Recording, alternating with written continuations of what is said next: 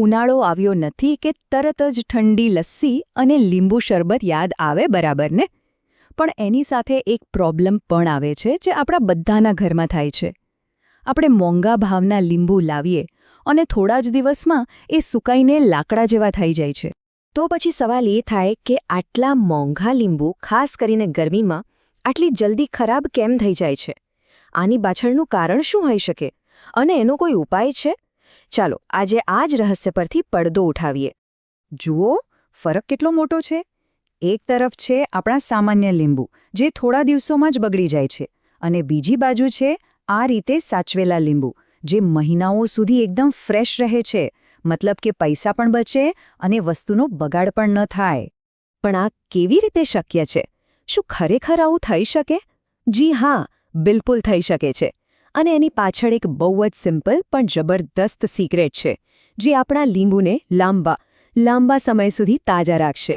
તમને કદાચ માનવામાં નહીં આવે પણ એક સાવ સાદી ટ્રીક છે જેનાથી તાજા લીંબુનું આયુષ્ય છે ને એ દિવસોમાંથી સીધું મહિનાઓ સુધી પહોંચી જાય છે.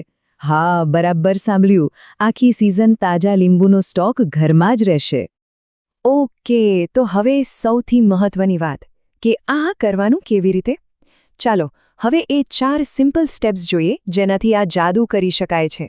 અને સૌથી મજાની વાત શું છે ખબર છે? આના માટે કોઈ મોટી વસ્તુઓની જરૂર નથી.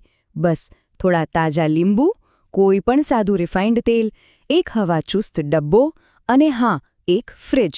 આ બધી વસ્તુઓ તો આપણા રસોડામાં આરામથી મળી જ જાય.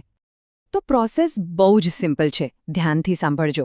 સ્ટેપ 1, લીંબુને સરસ રીતે ધોઈને એકદમ સૂકા કરી દેવાના.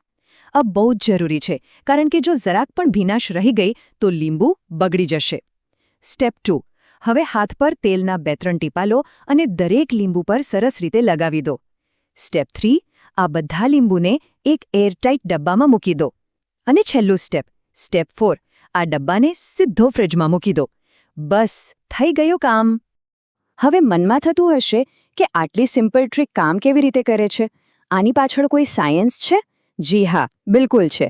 ચાલો હવે એ સમજીએ કે આ તેલનું નાનકડું પડ કેવી રીતે એક પ્રોટેક્ટિવ શિલ્ડ બની જાય છે. આની પાછળનો જે કોન્સેપ્ટ છે ને એ છે ઓઇલ બેરિયર. જો જ્યારે આપણે લીંબુ પર તેલ લગાવીએ છીએ ત્યારે તેલનું પાતળું લેયર લીંબુની છાલ પર એક કવચ જેવું બનાવી દે છે. આ લેયર શું કરે છે? એ લીંબુની અંદરની નેચરલ ભીનાશને બહાર નથી જવા દેતું અને બહારની હવાને અંદર નથી આવવા દેતું. પરિણામે લીંબુ સુકાતા જ નથી. એટલે આખી ટ્રીકનું સિક્રેટ આ 3 વસ્તુઓના કોમ્બિનેશનમાં છે. પહેલું તેલનું પ્રોટેક્શન લેયર, બીજું ફ્રિજની ઠંડક અને ત્રીજું એરટાઇટ ડબ્બો. જ્યારે આ 3 વસ્તુઓ ભેગી થાય છે ત્યારે જ લીંબુ મહિનાઓ સુધી તાજા રહે છે. તો હવે વિચારો, ઘરમાં આખું વર્ષ તાજા લીંબુનો સ્ટોક હોય તો કેટલી મજા આવે. ચાલો હવે એ પણ જોઈ લઈએ કે ઉનાળામાં લીંબુ આપણા સ્વાસ્થ્ય માટે કેટલા ફાયદાકારક છે. સૌથી પહેલું તો ઉનાળામાં લીંબુ પાણી પીવાથી બોડી એકદમ હાઇડ્રેટેડ રહે છે, એટલે કે શરીરમાં પાણીની કમી નથી થતી. પછી એમાં ભરપૂર વિટામિન સી હોય છે જે આપણી ઇમ્યુનિટીને સ્ટ્રોંગ બનાવે છે. અને હા, વજન કંટ્રોલ કરવામાં પણ એ બહુ જ હેલ્પફુલ છે. પણ હા, એક વાતનું ખાસ ધ્યાન રાખવું. આ બધી માહિતી ફક્ત જનરલ નોલેજ માટે છે. કોઈ પણ ઘરેલું ઉપાય અજમાવતા પહેલા એકવાર ડૉક્ટર અથવા એક્સપર્ટની સલાહ જરૂર લેવી જોઈએ. અને જતાં એક સવાલ બધા માટે છોડીને જાઉં છું.